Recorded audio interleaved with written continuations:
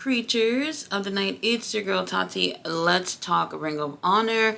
First things first, I do want to say AEW Ring of Honor, they have announced yesterday that while they're in Australia this weekend, that they will be doing a Ring of Honor Global Wars show as well. I don't see them putting this necessarily as a pay-per-view or anything. We do have some matches that have been announced so far. I'll put the card here so you guys can see what it's looking like. And it looks like it's going to be a really good show. So Tony Khan and Dan put some brain cells together to bring back some throwback Ring of Honor theme shows. So can't wait to see what's that giving.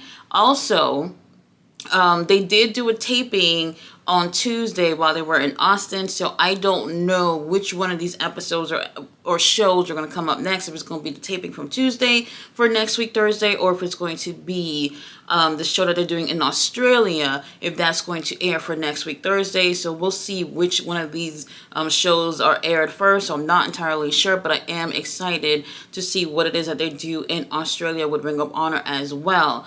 Now, for this episode, I was really excited because this episode was filmed on the Jericho Cruise. This is the first time that they've actually done this, and I thought this was a really, really great job. And I'll tell you what I liked about them actually doing this on a cruise ship, and what I thought didn't necessarily work too favorable, but we'll see. Now, we start off, Chris Jericho, bum ass, is basically saying that, you know, thanks to him and his little cruise ship, that Ring of Honor is having their little taping on the cruise, and we should thank him, and that automatically puts him in the running of best Ring of Honor champion of all time. No, it don't. No, it don't. Thank you for letting us have the show on the little boat, but no, you're not the best because of that. I really do feel like little things like this is probably what makes Chris Jericho and a few other people, very few other people within this company, feels like Chris Jericho is just offering a Ring of Honor the fucking world, which he actually isn't.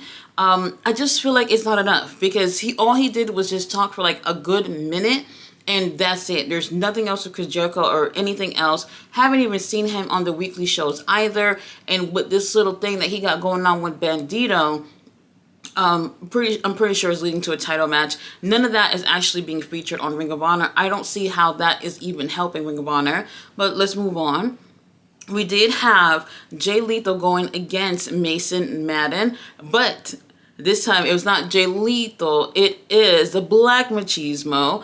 And we have Mansoor, who is in his little Speedos, basically, with the Ring of Honor Tag Championship. Just one, the one that Sammy has. I guess they bedazzled it and all this shit. And he's wearing it over his little Speedo, so it almost looks like he's naked with a title around his waist. And he's just being an absolute nuisance ringside. First things first, you're going to notice with this match is that this match takes place like during the day, and you can see the ocean in the background, and it's a really, really great scenery. And I thought that was really cool. However, they don't have they don't have any really walking space between the barricade and the actual ring. And then on top of that, there's multiple cameras, but what would be considered the hard cam, it's not that great. So that's something they're going to have to work on if they're going to do this again next year. The hard cam wasn't as great in terms of quality. Maybe it was very, very far. I don't know what it takes for you to do a whole wrestling show and produce a whole wrestling show that's going to be taped on a cruise ship. But at times it seems like that hard cam was like on another fucking boat, which is really weird. But whatever.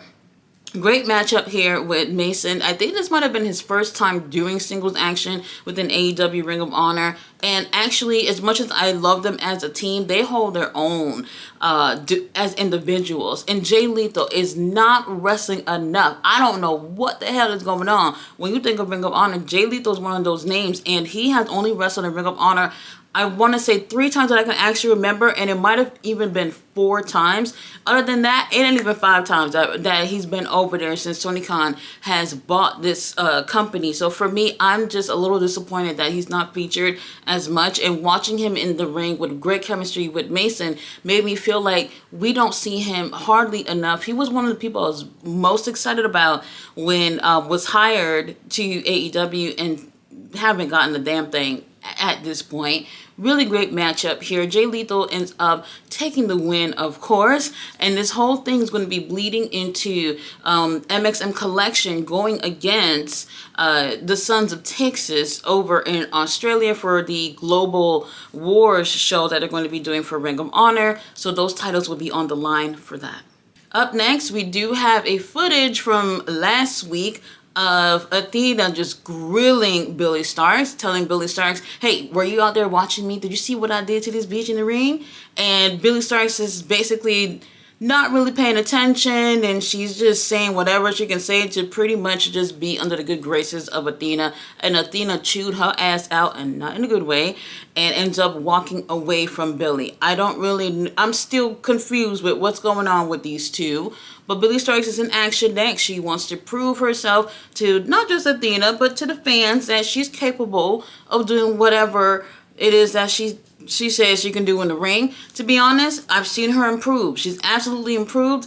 I'm looking at her and I'm just like, I don't see women's title on you anytime soon at all. She gets in the ring with Harley Cameron. Harley Cameron, she looks good. She has her match with CEO this weekend. And I'm just like, okay, is Harley going to actually win something? And I couldn't believe, well, I could, but kind of couldn't believe that she beat Billie Starkz here. And I was like, she needs to win, because why would she lose before going against CEO?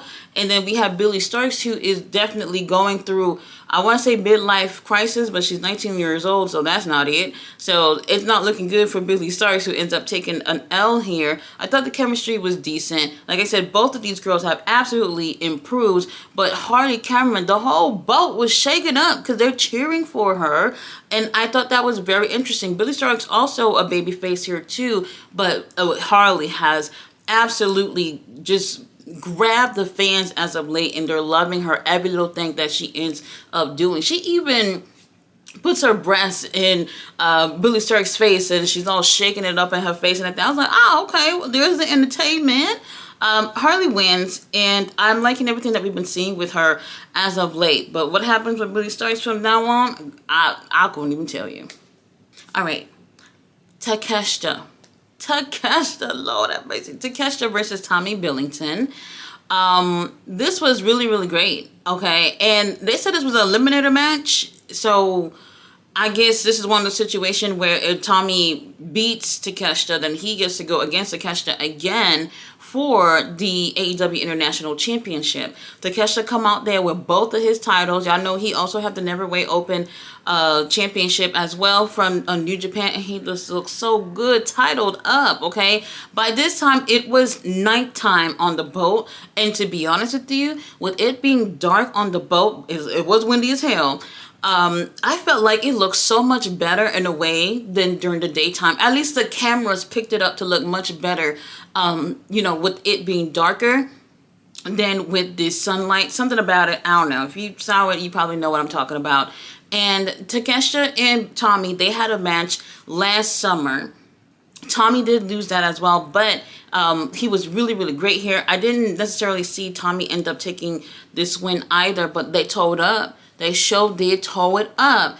Tommy, he is strong. He is very talented. He's just one of those guys. He kind of reminds me of Shibata a little bit. One of those no-nonsense type of guys. Get in the ring, get shit done, and go home. I like that. I really do like that about him. But he's really, really young. And I do feel like he's going to have to bring out some personality. The fans like him, but like we need a little bit more with Tommy. He's not signed with AEW or anything, but it would be nice to see a little bit more with Tommy. Tommy put up a really great fight, but Takeshita is just like, you ain't about to beat me. Takeshita even had like a fork or some shit. I don't know what it was, some white long thing. Might have been a fork or a spoon. And he was like just digging that shit up in Tommy's face, and the referee kind of not paying attention, but kind of paying attention. You know how the referees are; they're freaking blind. And yes, Takeshita cheating a little bit, but he ends up taking the win.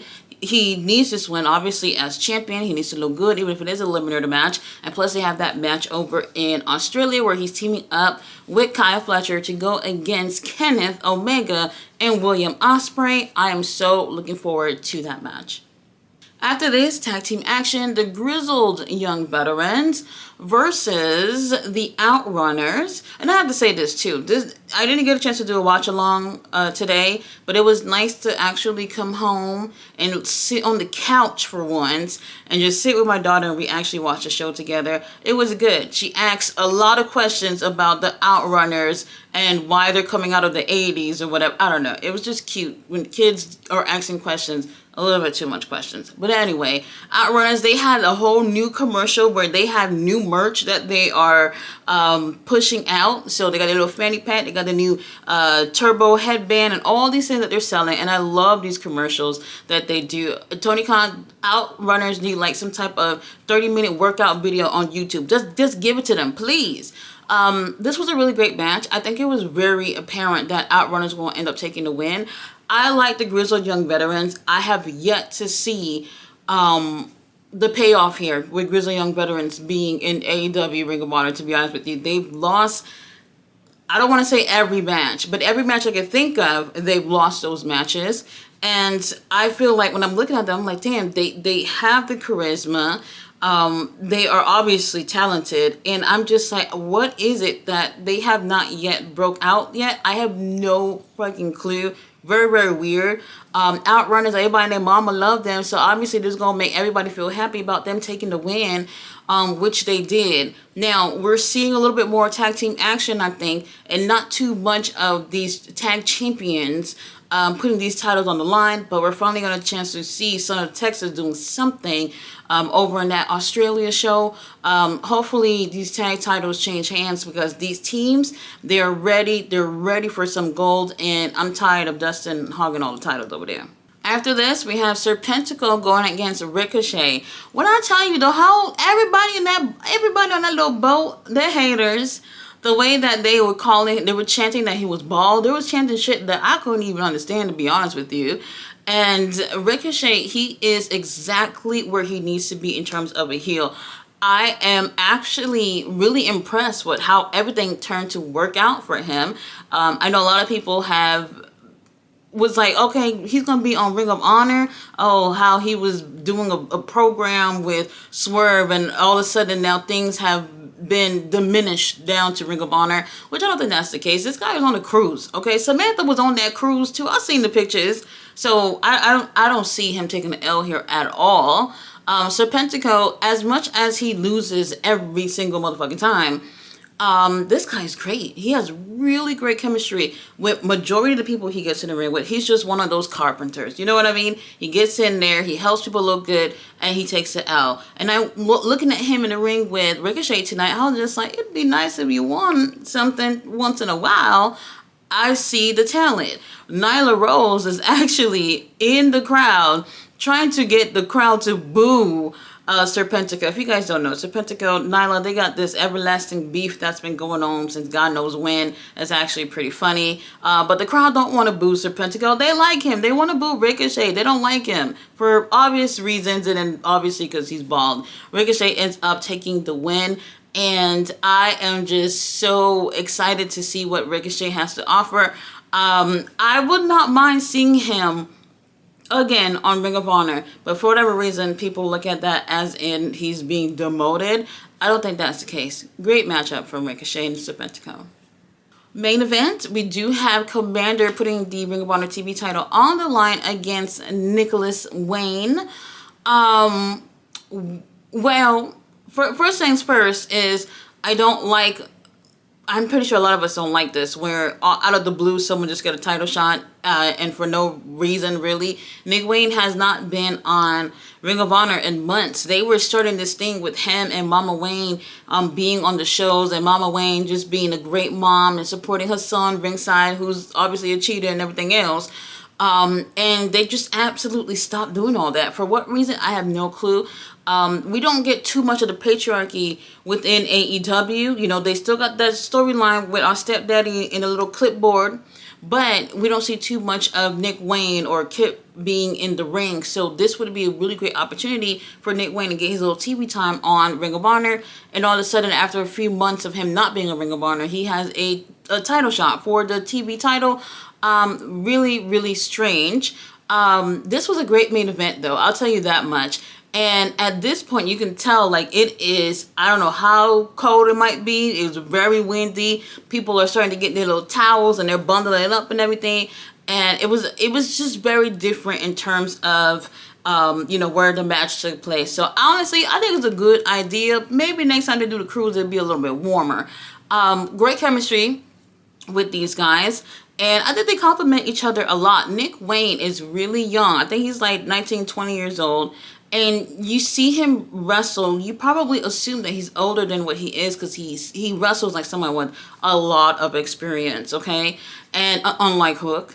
And I'm watching this and I'm just like, it would be cool. It would be cool if they were to actually be consistent with Nick Wayne in Ring of Honor and even end up putting this title on him at some point.